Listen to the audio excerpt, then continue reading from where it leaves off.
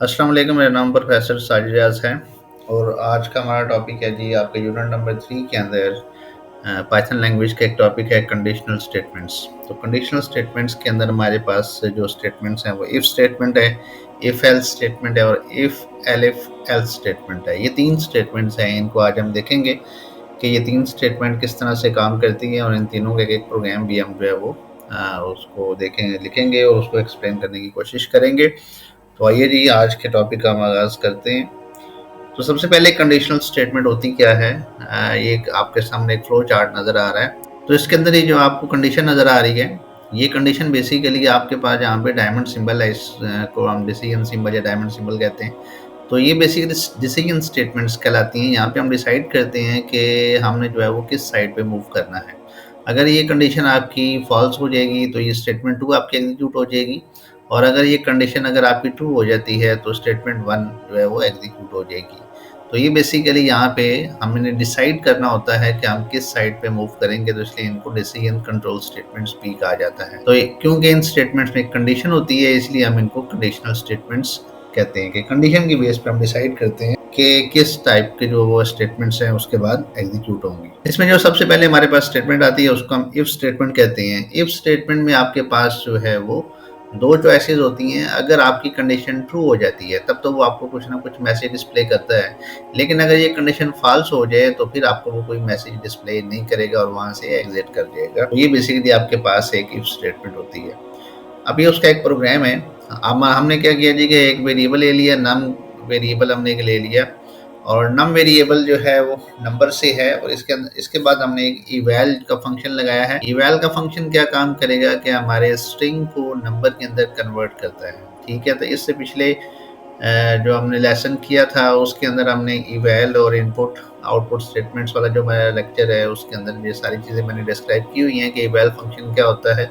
तो वो आपको डिस्क्रिप्शन के अंदर उसका लिंक मिल जाएगा, उसमें जाके आप जो है वो देख सकते हैं कि इवैल फंक्शन किस तरह से काम करता है। तो इवैल क्या करेगा कि हम जो इनपुट आगे हमने ये फंक्शन यूज़ किया है, इनपुट के फंक्शन के अंदर हमने एक मैसेज डिस्प्ले कराया एंटर नंबर। तो ये एंटर नंबर जो है स्क्रीन के ऊपर डिस्प्ले होगा और आप जो नंबर एंटर करेंगे वो यहाँ से नम के अंदर जाके स्टोर हो जाएगा। अब क्योंकि ये जो नंबर आप एंटर करेंगे वो उसको इनपुट का जो फंक्शन है उसको एज अ स्ट्रिंग लेगा, तो इस स्ट्रिंग को फिर हमें नंबर में कन्वर्ट करना पड़ेगा, इसलिए हमने यहाँ पे इवैल फंक्शन यूज़ किया है। उसके बाद हमने एक कंडीशन लगा दी, इफ कंडीशन हमने यूज़ की और हमने कहा नम मॉड 2। मॉड का जो ऑपरेटर होता है ये बेसिकली डिवीजन ऑपरेटर ही है, लेकिन हम नंबर को 2 से डिवाइड करेंगे और चेक करेंगे कि उसका रिमाइंडर 0 आया है या नहीं। अगर उसका रिमाइंडर 0 आएगा तो फिर हम एक मैसेज डिस्प्ले कराएंगे कि प्रिंट इवन नंबर, कि आपने एक इवन नंबर एंटर किया है।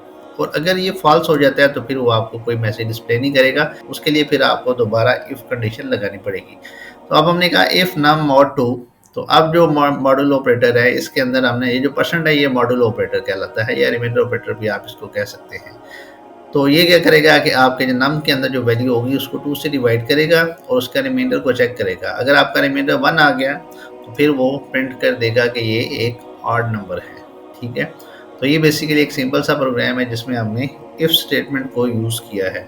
तो इसका आउटपुट क्या आएगी कि लेट्स से मैंने कहा एंटर नंबर और मैंने 5 एंटर कर दिया, तो 5 के अगेंस्ट वो मुझे शो करेगा कि मेरा ये नंबर जो है ऑड नंबर है। और ये ऑड नंबर क्यों शो करेगा? क्योंकि उसने 5 को 2 से डिवाइड किया, रिमाइंडर आपके पास 1 आया, तो इसलिए उसने ये जो सेकंड वाली आपके पास जो इफ स्टेटमेंट है ये ट्रू होगी, पहली वाली फॉल्स होगी। अब ये फॉल्स हुई तो ये जो इसकी प्रिंट स्टेटमेंट है वो एग्जीक्यूट नहीं होगी, तो इसकी प्रिंट स्टेटमेंट जो है दूसरी वाली इफ की जो है ये एग्जीक्यूट हो जाएगी। अच्छा, एक और चीज़ है कि जब मैंने इफ लिखा है तो उसके अंदर नीचे मैंने थोड़ा सा गैप दे के फिर प्रिंट स्टेटमेंट लिखी है। जो गैप दिया है इसको इंडेंटेशन कहते हैं। ठीक है, तो ये अगर मैं गैप नहीं दूंगा तो बेसिकली पाइथन को पता नहीं चलेगा कि जो है ये जो प्रिंट स्टेटमेंट है वो इस इफ कंडीशन की है। इसी तरह ये प्रिंट जो है ये इफ कंडीशन की है। ठीक है, तो इस तरह से अगर मैं एक ब्लॉक के अंदर कुछ स्टेटमेंट्स लिखना चाहता हूँ तो मैं इंडेंटेशन के साथ लिखूंगा। इसके बाद फिर मेरे पास एक और स्टेटमेंट आती है, उसको हम कहते हैं जी इफ एल्स स्टेटमेंट। अब यहाँ पे देखिए मैंने शुरू में एक इफ कंडीशन यूज़ की और अगर ये फॉल्स हो गई है तो उसके लिए भी मैंने एक और इफ कंडीशन यूज़ की। अब ये जो दूसरी इफ कंडीशन है इसको हम रिमूव करके इसकी जगह पे हम एल्स स्टेटमेंट को यूज़ कर सकते हैं। अगर आप देखेंगे यही सेम प्रोग्राम हम लिखेंगे तो हमने क्या किया, सिर्फ जो आपको रेड कलर में यहाँ पे नज़र आ रहा है एल्स, तो हमने दूसरी इफ़ को ख़त्म करके यहाँ पे एल्स लिख दिया है। बाकी वही आपका जो है ना वो सारा कुछ रहेगा और आउटपुट भी आपकी वही रहेगी। आप ये देख लेंगे जहाँ पे दूसरी आपने इफ़ लगाई थी तो एक कंडीशन बेसिकली आपके पास कम हो गई है, तो एल्स का पोर्शन तब एग्जीक्यूट होता है अगर ऊपर वाली इफ़ कंडीशन फॉल्स हो जाएगी। अब होगा क्या कि जब ये इफ़ कंडीशन एग्जीक्यूट होगी तो अगर ये कंडीशन ट्रू होगी तो फिर आपका जो है ये इवन नंबर जो वाली जो प्रिंट स्टेटमेंट है ये एग्जीक्यूट होगी। और अगर ये आपकी जो है ये इफ़ कंडीशन फॉल्स होगी तो ये प्रिंट नहीं चलेगा, ये एल्स पे आएगा। एल्स तब एग्जीक्यूट होता है जब इफ़ कंडीशन आपकी फॉल्स हो जाती है, तो फिर ये जो है वो प्रिंट ऑड नंबर वाली जो स्टेटमेंट है ये एग्जीक्यूट होगी। तो इसी तरह से अब इससे होता क्या है कि बेसिकली आप जो है वो इससे आपकी जो नंबर ऑफ इफ़ कंडीशन जो है वो मिनिमाइज कर देते हैं। ठीक है, बेसिकली क्या होता है कि प्रोग्राम्स के अंदर जितनी आप इफ़ कंडीशंस बढ़ाते जाएंगे वो प्रोग्राम उतना कम्प्लेक्स होता जाता है और उसके उसका एग्जीक्यूशन टाइम बढ़ जाता है। एग्जीक्यूशन टाइम बढ़ने से क्या होता है कि आपका प्रोग्राम जो है वो बेसिकली स्लो हो जाता है। तो इसलिए हम ज़्यादा इफ़ कंडीशंस लगाने से अवॉइड करते हैं, इसलिए फिर एल्स को जो है वो प्रेफर किया जाता है। इसके बाद हमारे पास एक और स्टेटमेंट उसको हम कहते हैं इफ़ एलिफ एल्स स्टेटमेंट। अच्छा, इफ़ एल्स स्टेटमेंट में एक चीज़ रह गई। इफ़ एल्स स्टेटमेंट बेसिकली जो है वो उसमें दो चॉइसेस होती हैं आपके पास, और अगर एक चॉइस जो है वो आपकी सेलेक्ट हो जाती है तो आपका जो है ना वो कुछ स्टेटमेंट्स एग्जीक्यूट हो जाती हैं। अगर वो फॉल्स होती है तो फिर एल्स वाला पोर्शन एग्जीक्यूट होता है और उसकी स्टेटमेंट्स एग्जीक्यूट होती हैं। अगर आपके पास चॉइसेस दो से ज़्यादा बढ़ जाए, यानी कि मोर देन टू चॉइसेस हों, मल्टीपल चॉइसेस हों, तो उसके लिए फिर आप इफ़ एलिफ और एल्स स्टेटमेंट यूज़ करते हैं। बाकी लैंग्वेजेस के अंदर इफ़ एल्स इफ होता था, तो ये बेसिकली एल्स इफ की जो है ना शॉर्ट फॉर्म है एलिफ, तो ये इसलिए हम इसको इफ़ एलिफ एल्स स्टेटमेंट भी कहते हैं। वही प्रोग्राम हम देख लेते हैं, उसको थोड़ा सा एक्सटेंड करेंगे। नम हमने यहाँ यूज़ किया, इवैल का फंक्शन यूज़ किया, इनपुट किया फिर हमने, और उसके बाद हमने एंटर नंबर। ये सेम है आपकी statement. If num is equal to 0। अब आपको पता है कि इवन नंबर और ऑड नंबर के अंदर ज़ीरो नहीं आता, तो ज़ीरो ना तो इवन होता है ना ऑड होता है।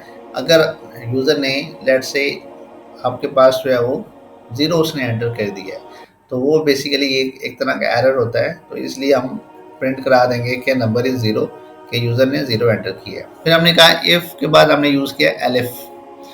तो एलिफ बेसिकली हम क्या करते हैं जी कि नम मॉड 2, तो फिर हमने कहा जी कि उस नंबर को 2 से डिवाइड करें, उसका रिमाइंडर चेक करेगा। अगर रिमाइंडर 1 आ गया है तो फिर शो कर दे कि ये नंबर ऑड है, और अदरवाइज वो शो कर दे कि ये नंबर इवन है। ठीक है, अब होगा क्या कि स्टार्टिंग में वो यूज़र से एक नंबर लेगा, उसको नम के अंदर स्टोर करेगा। ठीक है, उसको नंबर फॉर्म के अंदर कन्वर्ट करेगा, स्ट्रिंग से नंबर में कन्वर्ट करेगा। फिर हमने पहले इफ़ लिखी, इसमें हमने उसने नंबर को चेक किया कि ज़ीरो है। अगर नंबर ज़ीरो है तो उसने नंबर ज़ीरो जो है वो प्रिंट कर दिया कि नंबर इज़ ज़ीरो। अच्छा, अगर आपके पास जो है ना ये वाली जो इफ़ कंडीशन है, ये वाली इफ़ कंडीशन आपके पास अगर यहाँ पे ट्रू हो जाती है, ठीक है, तो फिर आपकी ये वाली स्टेटमेंट एग्जीक्यूट होगी। और अगर ये कंडीशन आपके पास फॉल्स हो जाती है, ठीक है, अब होता क्या है कि हम जो है वो जो एलिफ होती है ये असल में एक तरह की एल्स इफ होती है, यानी कि एल्स के अंदर जाके आप एक और इफ लगा देते हैं। ठीक है, जैसे मैंने यहाँ पे लिख दिया, अब ये एल्स है। ठीक है, बाकी लैंग्वेज के अंदर हम इसको इस तरह से लिखते हैं, और एल्स इफ जो है हमने यूज़ किया, तो एल्स के अंदर जाके आप एक और इफ लगा देते हैं। तो एल्स का पोर्शन तो एग्जीक्यूट तब होता है कि जब आपकी इफ फॉल्स हो जाती है। तो अगर ये जो इफ कंडीशन है अगर ये ट्रू होगी तो फिर ये वाली कंडीशन भी आपकी नहीं चलेगी। ठीक है, और फिर ये वाली कंडीशन भी नहीं चलेगी। उसकी वजह ये है कि एलिफ जो है ऑलरेडी एल्स की फॉर्म है, तो इसलिए एल्स तब चलता है जब आपकी इफ़ कंडीशन फॉल्स हो जाती है। ठीक है, तो अब अगर ये ट्रू होगी तो उसका मतलब ना तो ये चलेगा, ठीक है, ना तो ये वाली एलिफ वाली स्टेटमेंट चलेगी और ना ही एल्स वाली स्टेटमेंट चलेगी। तो पहले इफ को चेक करेगा, अगर ये फॉल्स हो गया तो फिर वो एलिफ को चेक करेगा, एलिफ भी फॉल्स हो गया तो फिर वो एल्स को चेक करेगा और उसकी स्टेटमेंट एग्जीक्यूट कर देगा। अगर एलिफ की स्टेटमेंट एग्जीक्यूट हो गई तो उसके बाद एल्स को चेक नहीं करेगा, क्योंकि एल्स तब एग्जीक्यूट होता है जब ऊपर वाली स्टेटमेंट फॉल्स हो जाती है। तो इस तरह से इसकी एग्जीक्यूशन है, और ये जो है ये मोर एफिशिएंट कंडीशनल स्टेटमेंट है rather than if if else भी ठीक है। इफ एल्स भी अगर आपके पास चॉइसेस दो हैं तो फिर आप यूज कर सकते हैं। मल्टीपल चॉइसेस के लिए ज्यादा बेहतर जो है वो इफ एलिफ एल्स स्टेटमेंट जो है वो ज्यादा बेहतर है। अब हम प्रैक्टिकल की तरफ आते हैं, तो हम इसमें से कोई एक प्रोग्राम जो है वो पाइथन के अंदर लिख के देख लेते हैं कि किस तरह से हम इसको प्रैक्टिस करेंगे। अब पाइथन आइडल के अंदर आगे आप न्यू फाइल में जाएंगे, न्यू फाइल को आप ओपन कर लें और यहाँ पे आपने प्रोग्राम लिखना है। अब हम इस फाइल को पहले सेव कर लेते हैं।